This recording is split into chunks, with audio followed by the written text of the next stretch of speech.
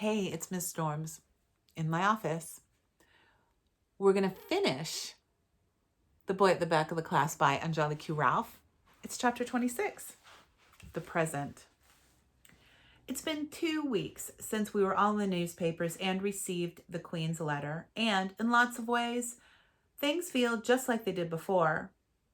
Mom doesn't walk me to the bus stop anymore, and strangers have stopped staring at us with funny looks on their faces. And I'm still hoping to win first prize for my photosynthesis plant, even though Ahmet's plant is growing faster than everyone else's again. He's teaching me some words in Kurdish, like grow more and grow up, and I love you lots, and I think it's working. But in lots of other ways, things aren't normal at all. Aunt Christina comes around much more often, and she buys me presents too. I think she likes us now because we were in the newspapers. I still don't like her. Whenever she comes, I ignore her and make Uncle Lenny play Scrabble with me and Mom like he used to. Mr. and Mrs. Rashid from the floor below have invited Mom and me for dinner this weekend, which means Mom might have a new best friend. And next week, I'm going with Tom and Josie and Michael and Ahmet to Buckingham Palace to have tea with the Queen. Sometimes I get so excited thinking about it that I have to jump up and down just as high as I can until my insides feel calmer.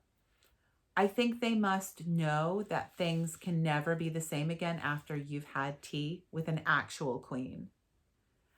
Mom asked me what I'd like to take as a present for the Queen, and I thought about it for 3 hours.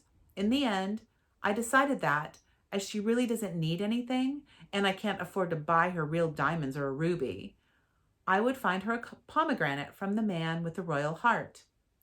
Because I think the next best thing to wearing lots of jewels must be to eat lots of little ones instead. The other thing that's changing is that I turned 10 today. When I woke up extra early this morning, I found a birthday card on the kitchen table. The birthday card is a very old card. It was the last one Dad gave me before he died, and every year Mom puts it out so that he can be there to greet me when I wake up, just like he used to do when I was alive. It doesn't say much, just, to my pumpkin, happy birthday. Try to not grow up too fast. Love, Dad. X. I'm glad Mom had to leave for work early because seeing the card makes me want to sit down and cry. So I did. And then I went to my room and played one of my dad's favorite songs on his old record player. That made me feel better too. Sometimes all you really need is somewhere to cry without anyone ever knowing. I didn't remind anyone it was my birthday because I wasn't having a party and I didn't have anything to take into class with me. Josie's mom brings in a big cake on her birthday, and Michael's mom always hands out goodie bags to everyone. But Mom doesn't have the time to bake, and goodie bags are expensive. That's why it's easier to pretend that I don't have a birthday at all. I met Tom and Josie and Michael by the bus stop as usual, and they didn't say anything about my birthday. I felt sad and glad at the same time. I was afraid Mrs. Khan might say something, but she didn't. My Uncle Lenny usually sends me something in the post, so I probably would get home to find a card with some extra pocket money or a chocolate in it like I did last year. If I did, that would be nice. At afternoon break, Tom and Josie and Michael and Ahmet and me talked about what we were going to wear to Buckingham Palace next week. Josie's mom was going to buy her a new dress and a pair of football trainers. Michael was wearing a suit with a bow tie. Tom said he had a purple suit his uncle had made him wear to a wedding in San Francisco, but it might not fit him anymore. And Ahmet said his foster mom was going to buy him something at the weekend, and that he would also take his rucksack. You can't take your rucksack with you, said Josie. It's old and ripped, and it's got a hole in the front pocket.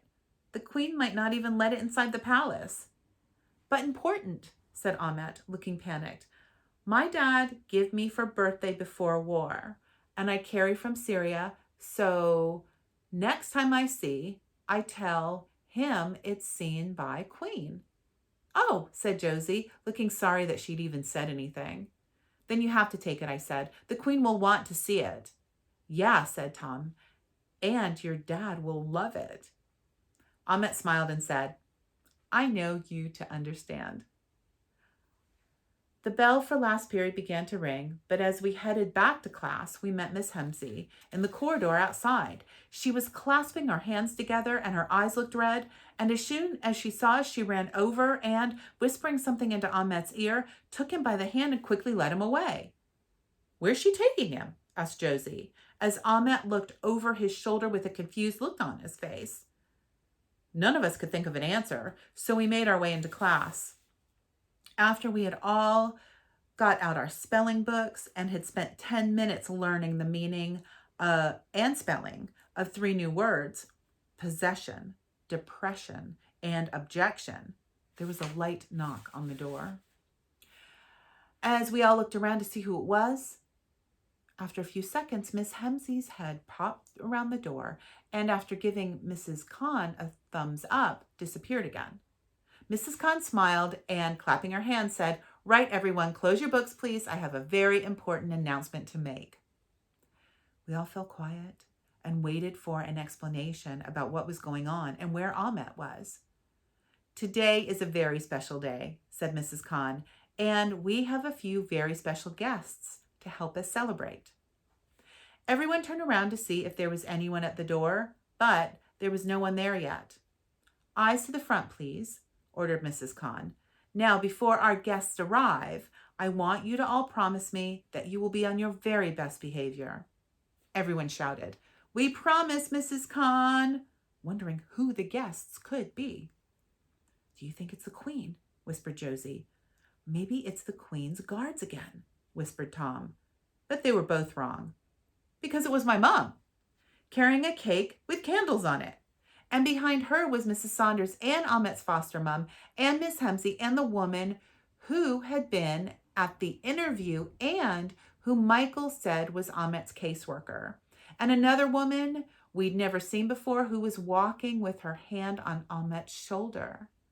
I could tell Ahmet was happy because he was smiling, but his eyes looked wet and a little red too, just like Miss Hemsey's had in the corridor. Within a few seconds, the whole class was singing happy birthday to me just as loudly as they could.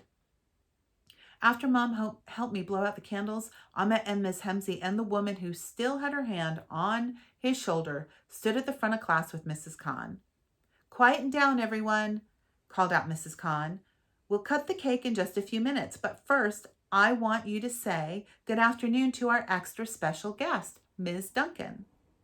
The woman standing beside Ahmet stepped forward as everyone shouted out, Good afternoon, Miss Duncan. She was wearing a bright blue suit and had short gray hair and a green diamond ring. Now, Miss Duncan has come here today from very far away because she has important news to share with us, said Mrs. Khan. Over to you, Miss Duncan. Miss Duncan nodded and looked straight at me with a smile before looking around at everyone. Good afternoon, everyone.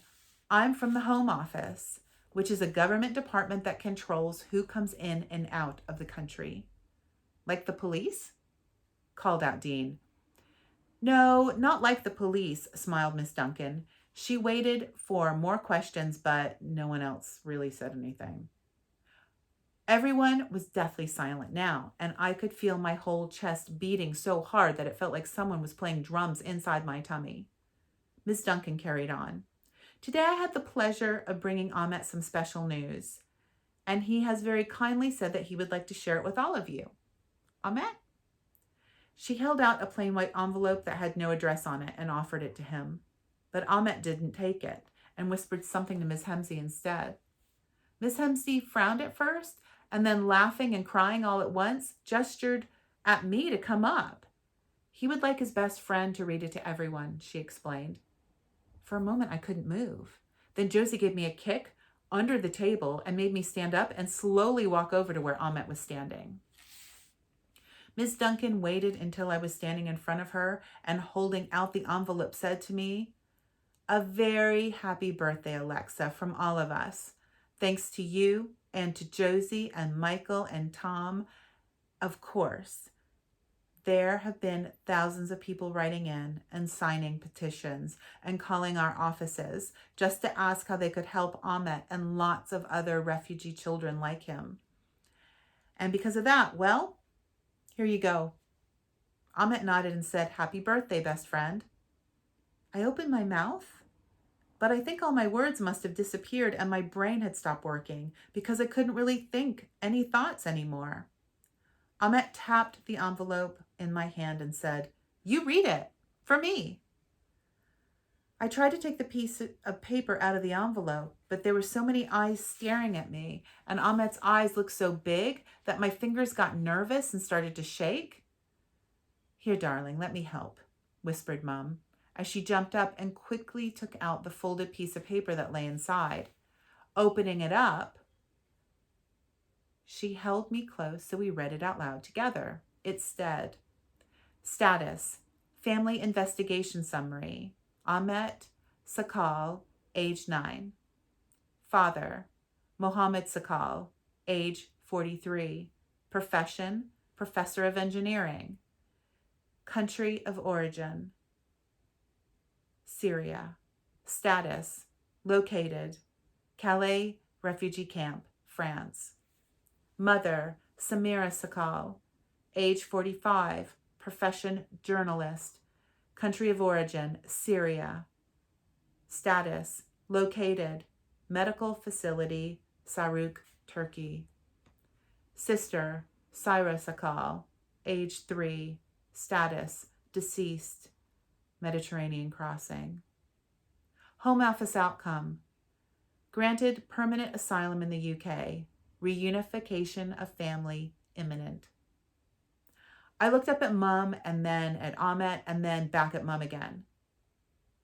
What's asylum mean? Mum smiled, but her eyes were watery too. It means that they can come live here, darling. Ahmet's mom and dad are coming to the UK. They've been found. I looked up at Ahmet, who was nodding excitedly. And then I looked up at Josie and Tom and Michael, who were all staring back at me with their mouths open.